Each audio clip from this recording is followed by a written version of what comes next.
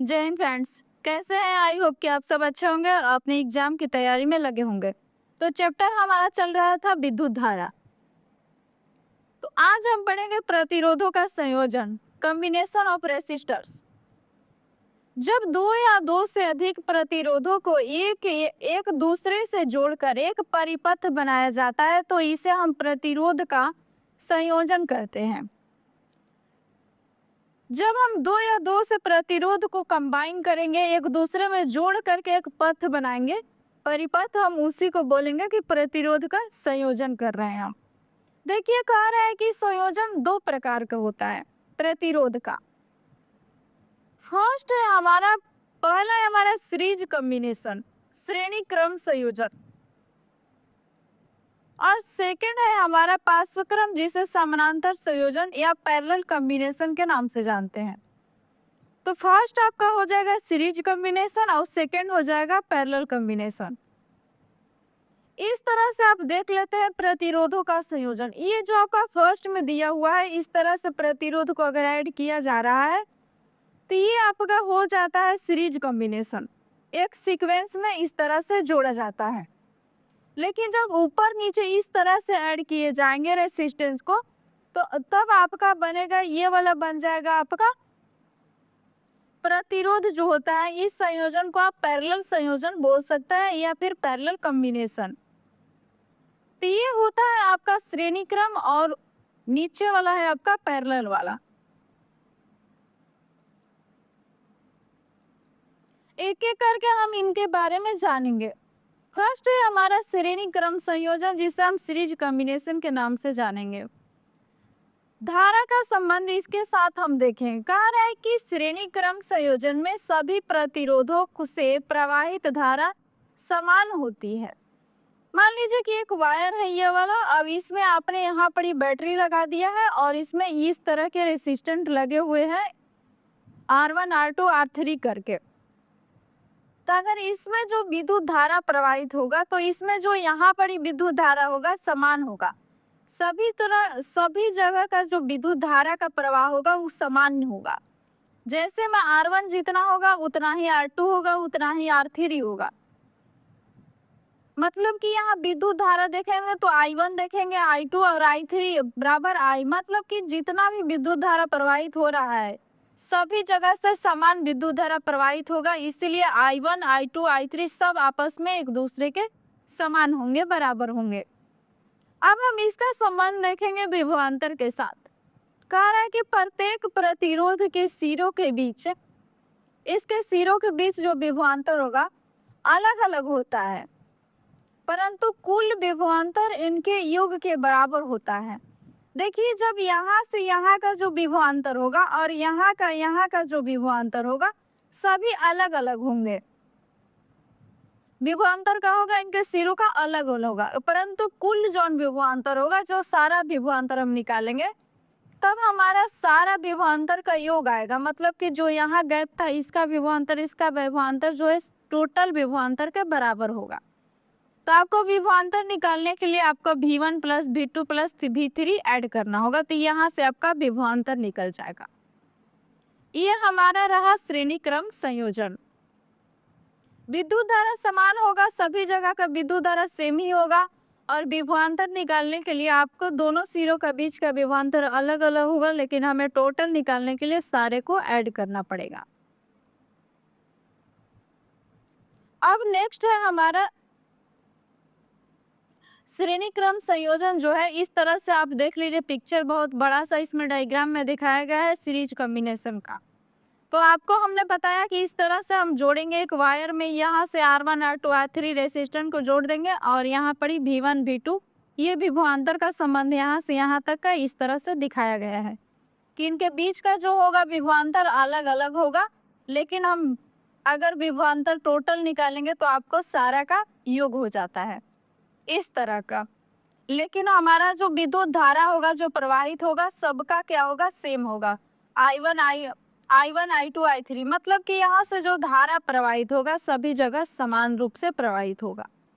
अब हम देखेंगे समतुल्य प्रतिरोध। प्रतिरोध को हम कंबाइन करेंगे, टोटल प्रतिरोध को श्रेणी क्रम में, तो आपको आर एस निकालना है। अगर श्रेणी क्रम में निकालना है तो आप क्या करेंगे कि जितने भी रेसिस्टेंट है R1 plus R2 plus R3 इस तरह से आपका निकल के आ जाएगा श्रेणी क्रम में प्रतिरोध का संयोजन। सारे को अगर आप ऐड कर देंगे तो आपका समतुल्य प्रतिरोध निकल के आ जाएगा। तो ये आपका एग्जाम के लिए जरूरी होता है कि आप इसको याद रखें कि हम श्रेणी क्रम में प्रतिरोध को जोड़ेंगे तो किस तरह से जोड़ेंगे। ये आपका इम्पोर्टेंट है, VVI कर लीजिएगा इसको।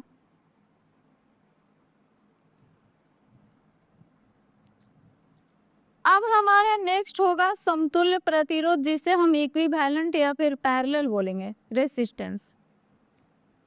समानांतर संयोजन में देख लीजिए कह रहा है समतुल्य प्रतिरोध का सूत्र आपका इस तरह से होगा 1/Rp, क्योंकि हम ले रहे हैं इक्विवेलेंट वाला, पैरेलल वाला तो यहाँ P लेंगे। इस तरह से होगा 1/R1 plus 1/R2 plus 1/R3। आप यहाँ पिक्चर में देखेंगे तो इस तरह से आपका ऐड होता है समतुल्य प्रतिरोध पैरेलल। एक बात और याद रखिएगा, जो श्रेणी क्रम होता है ना, श्रेणी क्रम प्रतिरोध ऐड करते हैं, वो हमारा देखिए यूज होता है कहाँ पर, तो वो जो हम घर में शादी में या पार्टी फंक्शन में जो लाइटें लगी रहती है, एक में बहुत सारी, एक वायर में बहुत सारी लाइटें छोटी छोटी लगी रहती है, उसमें हम श्रेणी क्रम का यूज करते हैं।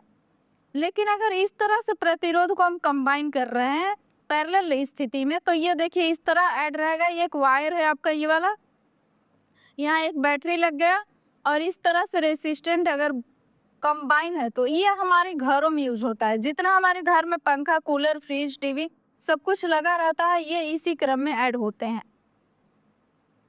तो ये आपका हो जाता है, इस तरह के पिक्चर होगा आपका, और इस तरह से आपका ऐड होंगे।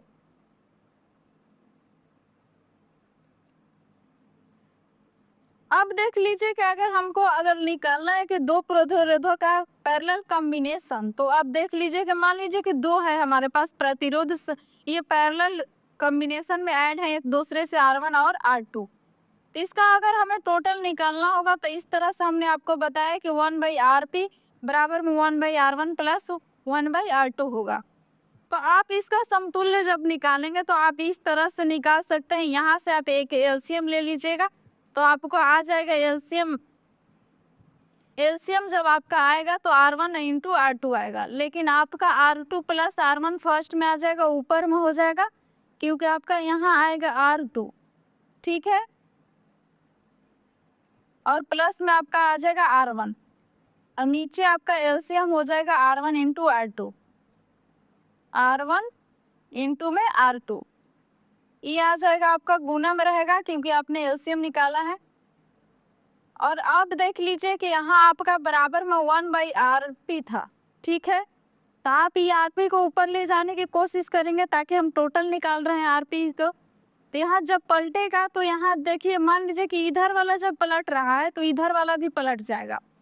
तो ये Rp जब ऊपर जाएगा तो Rp को जब ऊपर करेंगे तो इसको भी ऊपर करेंगे, तो ये गुना वाला हिस्सा जो था ऊपर चला जाएगा, ये ऐड वाला नीचे आ जाएगा। तो यहाँ से आपका यहाँ से सूत्र बन के आ जाता है आपका Rp बराबर में R1 इंटू R2 बटा में R1 प्लस R2। तो ये आपका हो जाता है पैरेलल कॉम्बिनेशन वाला रेसिस्टेंस का। तो ये आपका फॉर्मूला बनता है, ये भी आपका जरूरी है एग्जाम के लिए।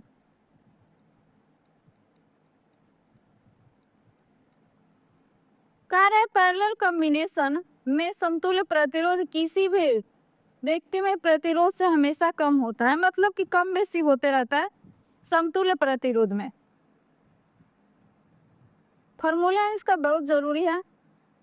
अब देखिए जूल का उसमें यह नियम कह रहा है किसी चालक व प्रवाहित विद्युत धारा, जो विद्युत धारा प्रवाहित हो रहा है के कारण उत्पन्न उत्पाद। देखते हैं कि जब हम इलेक्ट्रिक वायर में विद्युत धारा प्रवाहित करते हैं तो हमारा वायर जो हीट हो जाता है, जो उसमें हमको गर्म महसूस होने लगता है कि वायर हमारा हीट हो रहा है।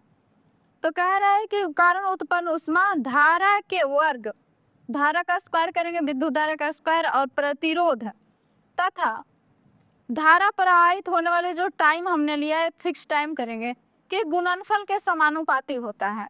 तो यहाँ से आप करेंगे तो विद्युत धारा जो आएगा, तो मतलब कहा है कि जो आपका विद्युत धारा उत्पन्न हीट है, हीट आपके पास आ जाएगा ये समानुपाती हो जाएंगे। हीट समानुपाती होगा किसके, यहाँ से आप हीट रख लीजिए, यहाँ से आपका आ जाएगा कि यहाँ हीट रहेगा। इसके समानुपाती में देख लीजिए आपका आ जाएगा विद्युत धारा आई। तो आई का आपका बोला है कि आई का आप स्क्वायर करिए, क्योंकि स्क्वायर बोला है। और यहाँ से आपको बोला है कि प्रतिरोध, तो आप यहाँ पर प्रतिरोध को आर लिखिएगा, क्योंकि गुणा में कहा है अतः समय, तो समय आप यहाँ टी रख लीजिएगा। तो यहाँ से आपका आ जाएगा कि एच समानुपाती आई स्क्वायर प्लस आर स्क्वायर। तो आप यहाँ से एक ले सकते हैं कि यहाँ अगर बराबर के चिन्ह लगाएंगे, इसको हटा देंगे समानुपाती का, तो आपका ये वाला फॉर्मूला बनेगा एच बराबर, मतलब कि ऊष्मा बराबर विद्युत धारा का स्क्वायर गुणे प्रतिरोध गुणे समय। तो ये आपका फॉर्मूला बन के यहाँ से निकल जाएगा।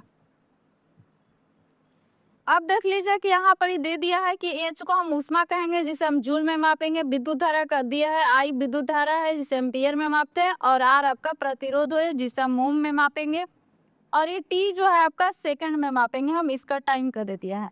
कह रहा है कि इसका यूनिट होता है जो ऊष्मा एच की इकाई, चाहे ऐसा यूनिट जो होगा जूल में, क्योंकि हम हीट को हमेशा जूल में मापते हैं, तो ये आपके लिए जरूरी है। अब देखिए कह रहा है ओम के नियम से ऊष्मा का सूत्र है। यहाँ से दोनों को कॉम्बिनेशन करेंगे। कह रहा है ओम के नियम से आपको ये मिला था ना, V बराबर आई बार आई आर, यह हमारा विभवांतर था, और आई आपका विद्युत धारा और रेसिस्टेंट आर था। उपयोग करके जूल के ऊष्मीय नियम H बराबर V आई टी को यहाँ से निकाला है, को आई और आर के रूप में लिखा जा सकता है। तो आपको यहाँ से ये फॉर्मूला को कंबाइन करके आपका ये वाला निकाला था, ऊष्मा वाला। बाकी सारी वही चीजें हैं, आपको यहाँ पर भी दिखाया गया है। ऊष्मा का एसआई यूनिट आपको दिया है जूल, तो आप इसे याद रखेंगे क्योंकि जरूरी है। और आपका ओम के नियम से यहाँ निकाला है, तो जूल का नियम से ये वाला फॉर्मूला ही निकलता है, H बराबर आई स्क्वायर आर टी। अब आगे आपका नेक्स्ट है जूल के ऊष्मीय नियम के 3 नियम है। 3 इन्होंने नियम दिया, उसके बाद कॉम्बिनेशन करके वहाँ जूल का नियम दिया था। तो ऊष्मा पर क्या इफेक्ट है ये वाला देख करके यहाँ से देखिए। फर्स्ट है धारा के वर्ग के नियम। कह रहा है कि किसी चालक में उत्पन्न ऊष्मा, किसी चालक में जो ऊष्मा उत्पन्न हुआ, जो वायर आपका हीट हुआ है, धारा के वर्ग के समानुपाती होता है। तो देख लीजिए यहाँ से एच समानुपाती कर दिया आई स्क्वायर, देखे ना आपने, वहाँ हमने यही पढ़ा। और यहाँ कह रहा है सेकंड में कि किसी प्रतिरोध का नियम में, देखिए फर्स्ट है आपका वर्ग, धारा के वर्ग का, दूसरा है आपका प्रतिरोध का, तीसरा समय का नियम। किसी चालक में उत्पन्न ऊष्मा जो आपका हीट जनरेट हुआ प्रतिरोध के समानुपाती होते, तो यहाँ से आपका ये निकल जाएगा एच समानुपाती आर के हैं, मतलब प्रतिरोध के। अगला है आपका किसी चालक में उत्पन्न ऊष्मा समय के समानुपाती होता है। तो जो आपका ऊष्मा है वो क्या हुआ, तो यह टाइम के समानुपाती हुआ, तो यहाँ से आपका ये निकल के आया। तो ये तीनों को कंबाइन करेगा जब आपका, तो यहीं से आपका फॉर्मूला निकल करके आया था कि एच जो था, एच आपका निकला था एच बराबर आई स्क्वायर आर और टी। यहाँ से आपका आया था आई स्क्वायर इंटू आर इंटू में टी। तो ये आपका हो जाता है ओम जूल का नियम। इन तीनों नियमों को मिला करके मिलता है तो जूल का ऊष्मीय नियम बनता है। तो यहीं से आपका ये वाला नियम बन के आया था। आज के लिए इतना ही। Thank you so much watching this video. I hope कि आपको वीडियो पसंद आए, तो लाइक शेयर एंड चैनल को सब्सक्राइब करना बिल्कुल ना भूलिएगा।